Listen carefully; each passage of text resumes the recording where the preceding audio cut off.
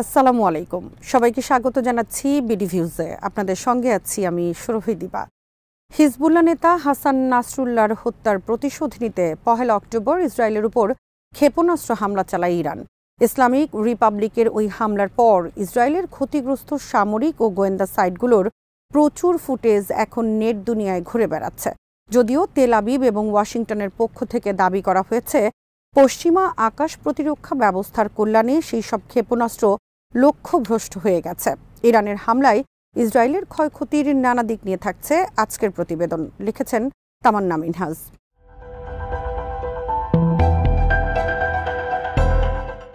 ইহুদি রাষ্ট্র ইসরায়েলের জন্মের পর থেকে ৭৬ বছরের মধ্যে ইরানের এবারের হামলা ছিল সবচেয়ে বড়, সবচেয়ে ধ্বংসাত্মক হামলা। ইসরায়েলি সীমান্তের মধ্যে এত বড় হামলা এত ব্যাপক আকারে এর আগে কখনোই হয়নি। এর সম্পূর্ণ প্রভাব এখনও স্পষ্ট নয়। যুক্তরাষ্ট্রের গোয়েন্দা কর্মকর্তারা অবশ্য হামলার কয়েক ঘণ্টা আগে থেকেই ইসরায়েলকে এ ধরনের একটি হামলার আশঙ্কার ব্যাপারে সতর্ক করেছিল। তাদের কাছে তথ্য ছিল ইসরায়েলি হামলার প্রস্তুতি নিচ্ছে ইরান। এর আগে কয়েকদিন ধরেই যুক্তরাষ্ট্র পশ্চিম এশিয়াতে হাজার হাজার সেনা পাঠায়। স্পষ্টতই ইসরায়েলের সুরক্ষা নিশ্চিত করার জন্যই এই ব্যবস্থা নেয় তারা।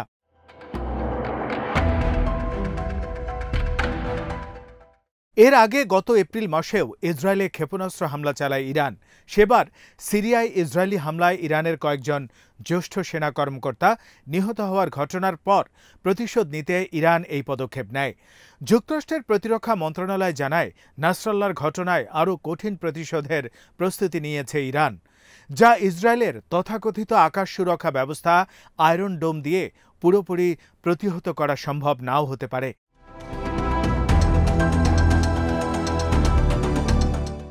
ইরানের ইসলামিক রেভলিউশনারি গার্ড কোর বহু বছর থেকেই অত্যন্ত সংযমের সঙ্গে কাজ করছে। ইরানের এই সংযমকে নানাভাবে ব্যাখ্যা করা যেতে পারে। পশ্চিমা বিশ্লেষকরা বিষয়টিকে দেখেন দুইভাবে। অনেকেই বলেন এটা ইরানের অক্ষমতাকেই সামনে নিয়ে আসে। বিশেষ করে ইরানের মাটিতে হামাস নেতা ইসমাইল হানিয়াকে ইসরায়েল হত্যা করার পরও ইরান হাত পা গুটিয়ে বসেছিল। এই বিষয়টি অনেকেই দেখেন ইরানের কাপুরুষতা হিসেবে। তবে এর বিপরীত মতামত রয়েছে। এর বিপরীত মতে বিশ্বাসীদের বক্তব্য হচ্ছে, ইরানের এই সংযমের কারণেই ওই অঞ্চলে ব্যাপক পরিসরে যুদ্ধ এখনও ছড়িয়ে পড়েনি। নয়তো ইসরায়েল বারবারই সে ধরনের পরিস্থিতি তৈরির জন্য সব ধরনের চেষ্টা চালিয়ে গেছে। আর ইরান যে প্রতিশোধ নিতে পারে তার সবচেয়ে বড় প্রমাণ গত এপ্রিল এবং 1 অক্টোবর ইসরায়েলে ক্ষেপণাস্ত্র হামলা চালানোর মধ্য দিয়ে দেখিয়ে দিয়েছে।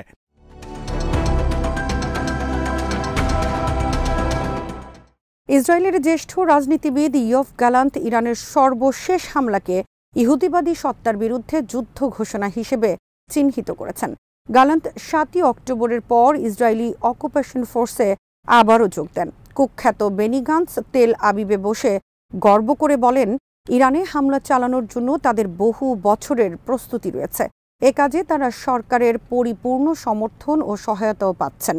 এদিকে ইসরায়েলের সেনা মুখপাত্র ড্যানিয়েল হাগারি ইরানকে হুমকি দিয়ে বলেছেন, তাদের উপর একটি ভয়াবহ হামলা হয়েছে এবং এর পরিণতিও হবে ভয়াবহ।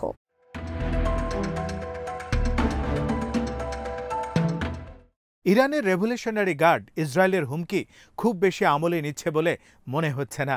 ইসরায়েলের এই হুমকিগুলো যুক্তরাষ্ট্রের প্রতিরক্ষা সদর দপ্তর পেন্টাগনের ভবিষ্যৎবাণীর মতোই খালি এবং অর্থহীন। পেন্টাগনও প্রায় ইরানকে হামলার জন্য প্রস্তুত থাকতে বলে। সম্ভবত ইসরায়েল সরাসরি ইরানে হামলা চালাবে এমন কোনো আশঙ্কা তেহরানের মধ্যেও নেই। এর অর্থ হতে পারে এই অঞ্চলে ক্ষমতার যে ভারসাম্য রয়েছে তার উপর ইরানের আস্থা রয়েছে।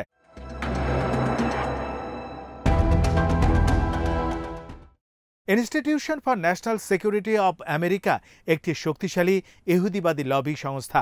এই সংস্থাটিও 19 সেপ্টেম্বর প্রকাশিত এক প্রতিবেদনে একই উপসংহারে পৌঁছে। ইরানের সাথে সর্বাত্মক যুদ্ধে জড়িয়ে গেলে কী ধরনের পরিস্থিতি তৈরি হতে পারে সে ব্যাপারে ওই প্রতিবেদনে বিস্তারিতভাবে উল্লেখ করা হয়। ঠিক কী কারণে ইরান এগিয়ে রয়েছে তার একটি নীল নকশাও এই প্রতিবেদনে দেয়া হয়েছে। 1 অক্টোবর তেহরান যেভাবে ইসরায়েলে হামলা চালায় তাতে এই নীল নকশার বাস্তবায়ন স্পষ্ট হয়ে ওঠে।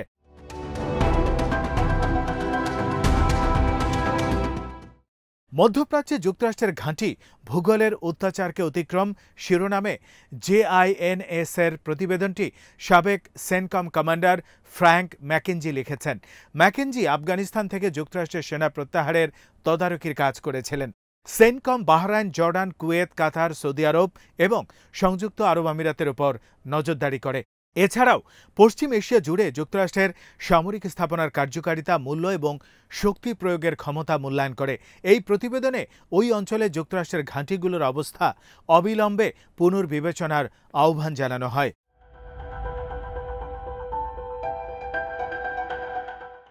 প্রতিবেদনে বলা হয়, বছরের পর বছর ধরে নেওয়া ভুল সিদ্ধান্ত, ভিন্ন ভিন্ন রাজনৈতিক নীতির কারণে মধ্যপ্রাচ্য অঞ্চলে যুক্তরাষ্ট্রের অবস্থান আজকের এবং ভবিষ্যতে সম্ভাব্য হুমকির জন্য উপযুক্ত নেই। প্রতিবেদনে হুমকি শব্দটিকে বহু বচনে উল্লেখ করা হয়েছে, তবে এতে উল্লেখ করা হয়েছে হুমকি মূলত আসবে ইসলামী প্রজাতন্ত্রের কাছ থেকে। যদিও পশ্চিম এশিয়া জুড়ে সাম্রাজ্যের আধুনিক দিনের অবস্থানের সঙ্গে অগণিত সমস্যা চিহ্নিত করা হয়েছে, যেগুলো ইরানের সঙ্গে কার্যকরভাবে লড়াই করার ক্ষমতাকে বাধা দেয় বা যুক্তরাষ্ট্রের লড়াইয়ের ক্ষমতাকে দুর্বল করে ফেলে।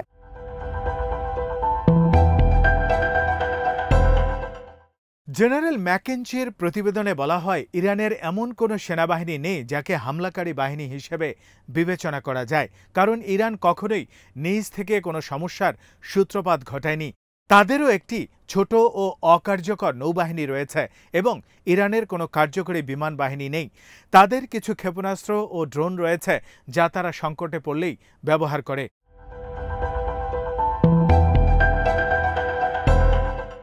ইরানের সঙ্গে যদি সত্যি যুদ্ধ বেঁধে যায় তাহলে তা হবে ক্ষেপণাস্ত্র ও ড্রোনের লড়াই। ইসরায়েলের উপর গত 13 এপ্রিল ইরান যে হামলা চালিয়েছিল তাতে তাদের এই সক্ষমতা দেখানো হয়েছে। কম দামি ড্রোন ও ক্রুজ ক্ষেপণাস্ত্র দিয়ে তারা ইসরায়েলের বিমান প্রতিরক্ষা ব্যবস্থা ও রাডার ব্যবস্থাকে ভেঙে দেওয়ার চেষ্টা চালায়। তবে ইসরায়েলের আয়রন ডোম বা প্যাট্রিয়টের জন্য ড্রোন ও ক্ষেপণাস্ত্রগুলো খুব একটা সুবিধা করতে পারেনি।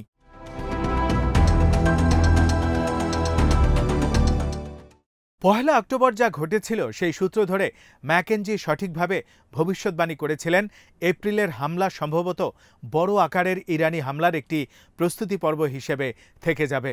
উপসাগরের রক্ষকদের জন্য এটি হবে যুদ্ধ বিমান ও ট্যাঙ্কার এবং বিমান ও ক্ষেপণাস্ত্র প্রতিরক্ষা ব্যবস্থার মধ্যে যুদ্ধ। এবং এখানেই সমস্যা।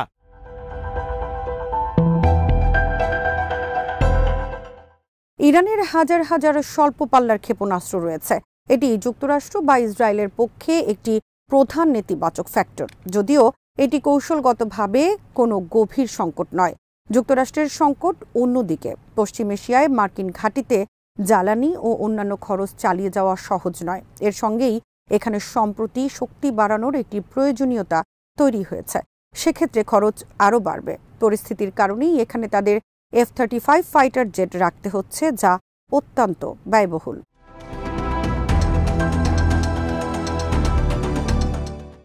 যুক্তরাষ্ট্রের ঘাঁটিগুলো নানা রকম প্রতিরক্ষামূলক ব্যবস্থা দিয়ে সুরক্ষিত, তবে দুর্ভাগ্যবশত এগুলো ইরানের এত কাছে যে তেহরানের স্বল্পপাল্লার ক্ষেপণাস্ত্রগুলো এর নাগালে পাবে।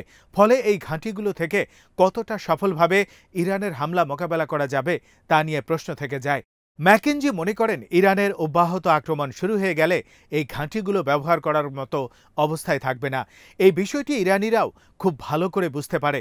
এ কারণেই তারা ক্ষেপণাস্ত্র ও ড্রোন তৈরির দিকে অধিক মনোযোগী এবং তাদের ড্রোন ও ক্ষেপণাস্ত্রের ভাণ্ডারও অত্যন্ত বিশাল।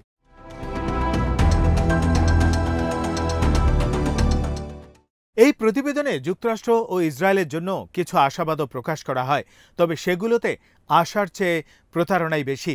ইরানকে পরাজিত করার জন্য পণ্যবাহী বিমান ব্যবহার করা যেতে পারে।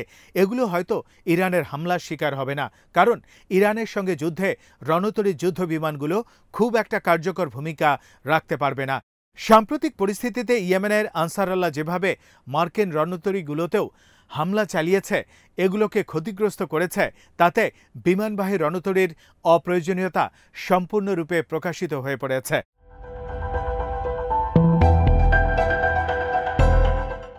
ফলে যুদ্ধ বেঁধে গেলে অবস্থান ও কৌশলগত কারণেই ইরান সুবিধা পাবে।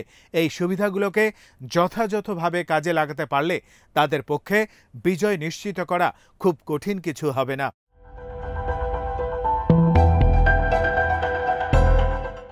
আজ এখানেই শেষ করছি। সবাই ভালো থাকুন, সুস্থ থাকুন আর দেখতে থাকুন বিডি ভিউজ। চ্যানেলটি ভালো লাগলে সাবস্ক্রাইব করুন, সংযুক্ত থাকুন আমাদের ফেসবুক পেজে। আল্লাহ হাফেজ।